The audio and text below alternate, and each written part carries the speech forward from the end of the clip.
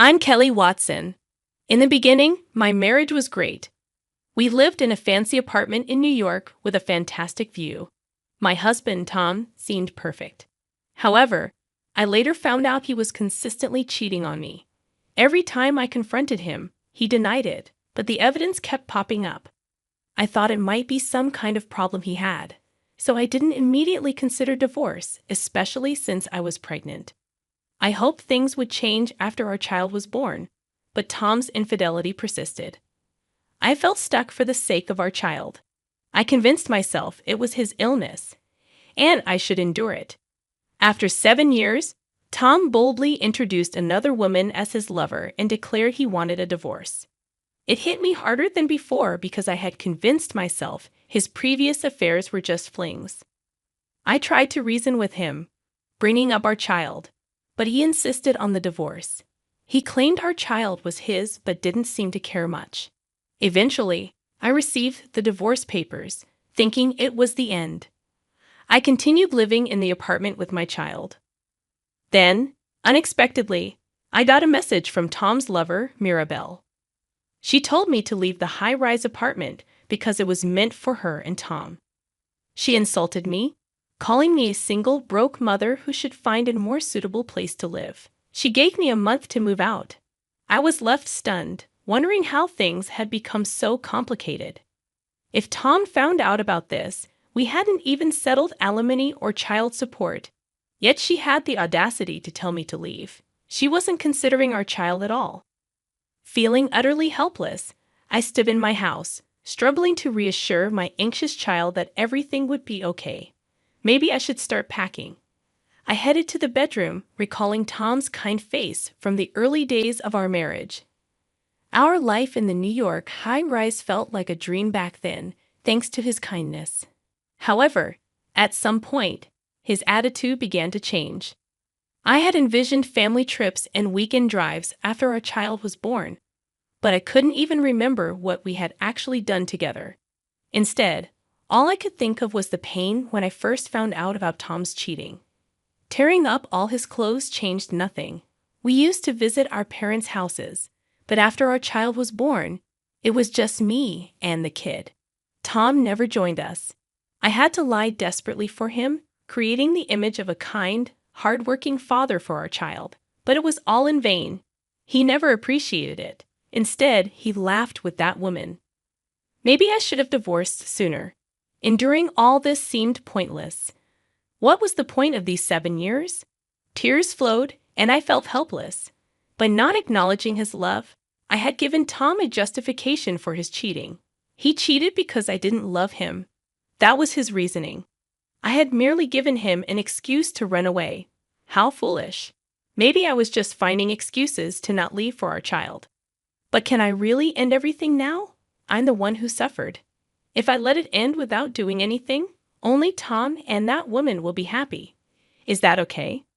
I stopped packing. This can't be the end. If I'm just going to cry, I can do that anytime. So I'll get my revenge. I'll make them realize. With that thought, I grabbed my smartphone.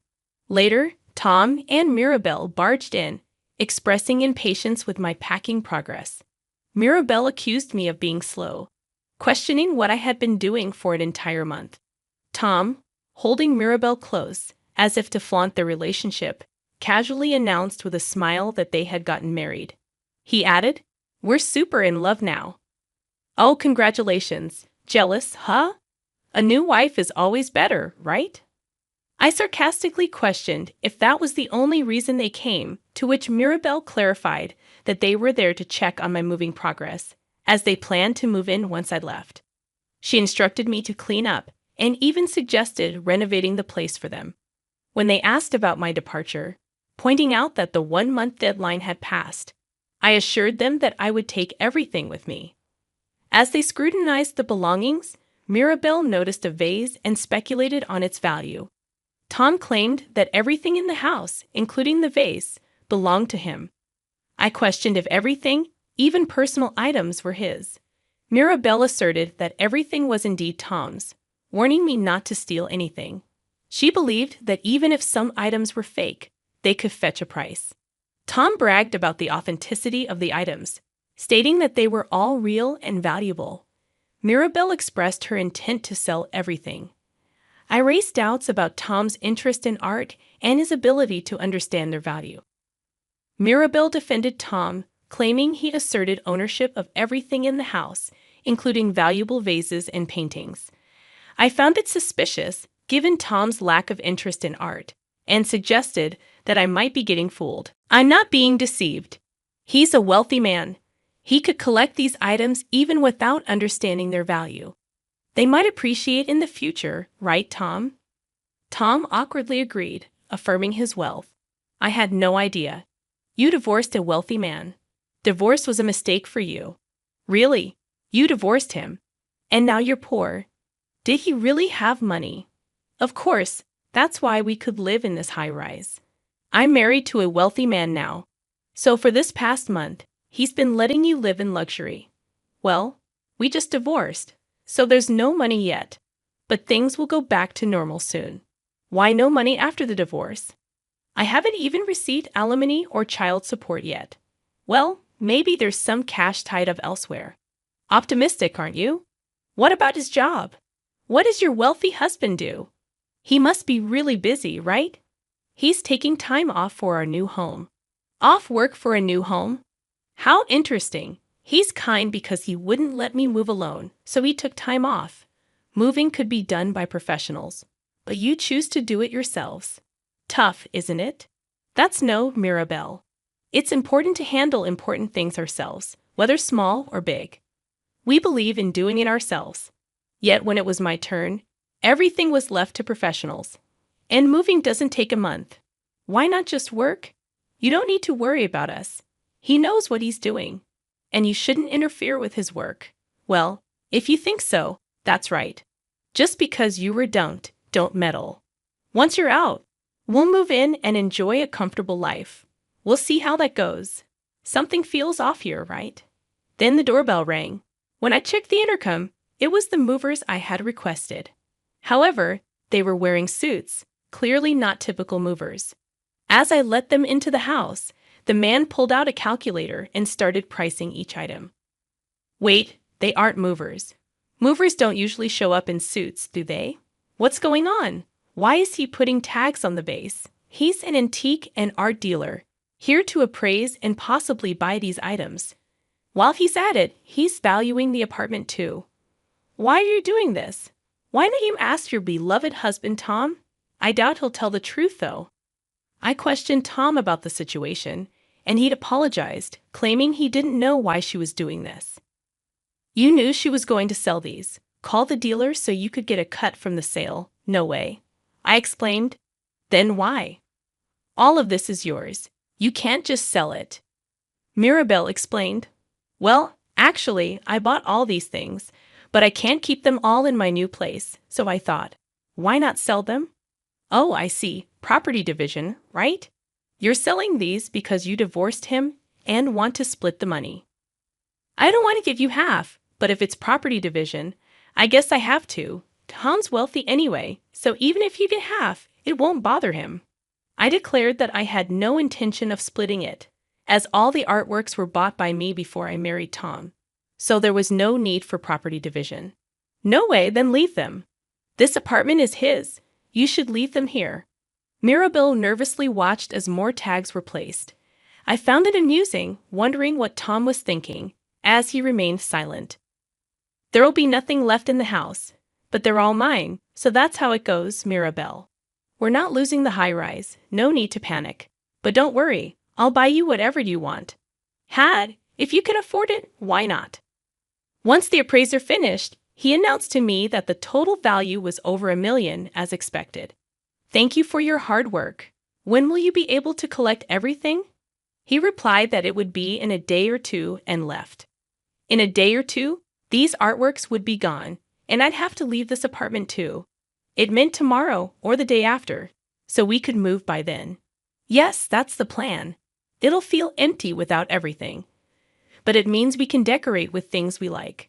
Mirabelle seemed to misunderstand something, and I warned her that if she didn't leave soon, she'd be forced out.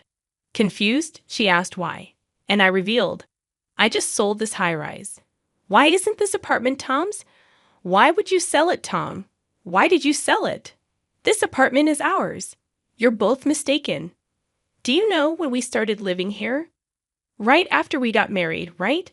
The question is, when was it purchased? Right after we got married. Do you remember buying it? No, I think it was already there when we got married. I clarified. Exactly. I bought this apartment with my money before we got married. What do you mean? So when he said he wanted to live in a high-rise, I bought it. Now that we're divorced, it's up to me whether I keep living here or sell it. So you sold it? Yes, you told me to leave.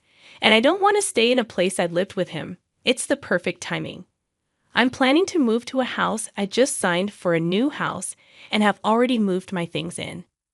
You bought a house? Yes, it was cheap.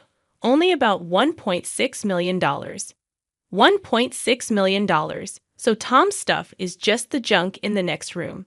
Take it with you. It's a hassle to dispose of junk. Mirabelle rushed into the next room, finding several cardboard boxes.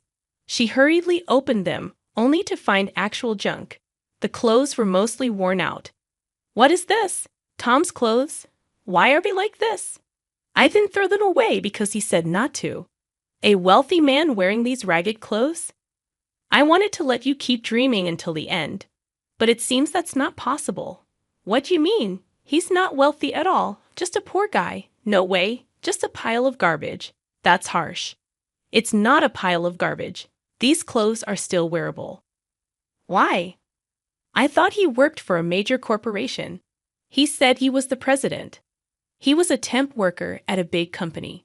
No way, a temp worker. Yep, and he got laid off right when you two got married. Why? How do you know this? Even I, his wife, didn't know because I'm the president of that company. I thought I might make him a regular employee if our marriage continued, but he never took his job seriously since he knew I was the boss. So I just kept him as a temp. I knew he couldn't afford a high-rise apartment on a temp salary, but since I have a high income as the president, I thought it was fine. He didn't tell anyone at work that his wife was the boss. It was convenient for both of us, especially since he didn't want people to know I was his wife while he was cheating. So what will happen to Tom now? His contract is over. He was supposed to have one more month, but he's been absent without leave, so it's over.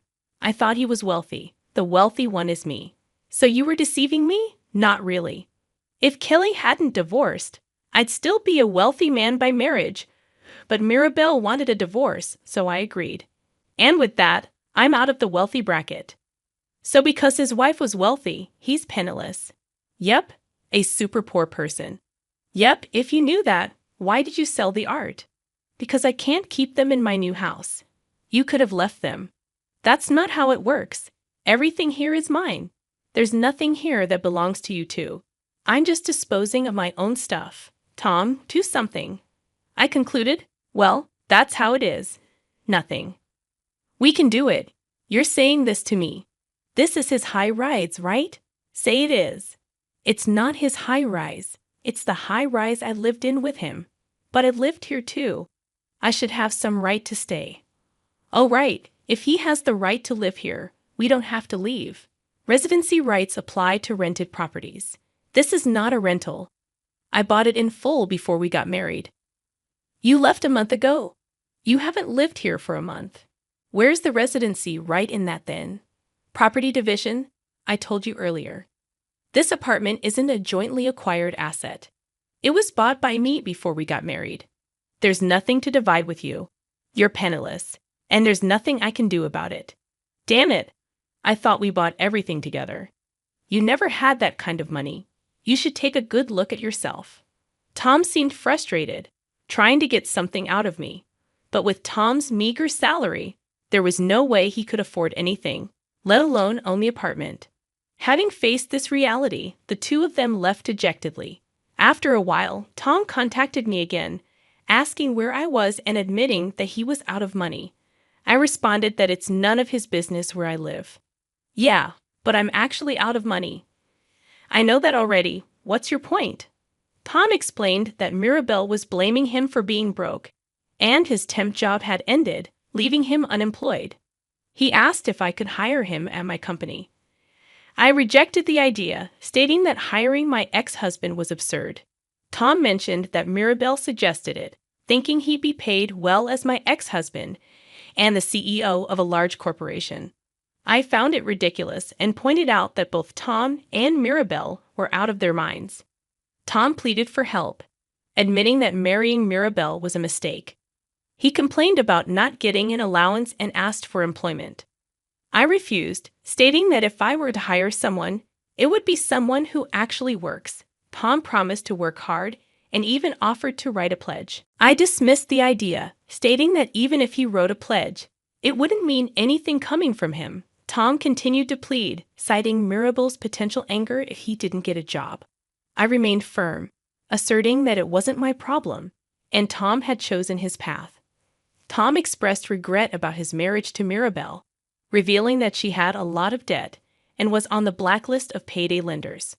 Surprised, I questioned why Mirabelle borrowed from such places, and Tom explained that she couldn't borrow from reputable sources as she never paid back.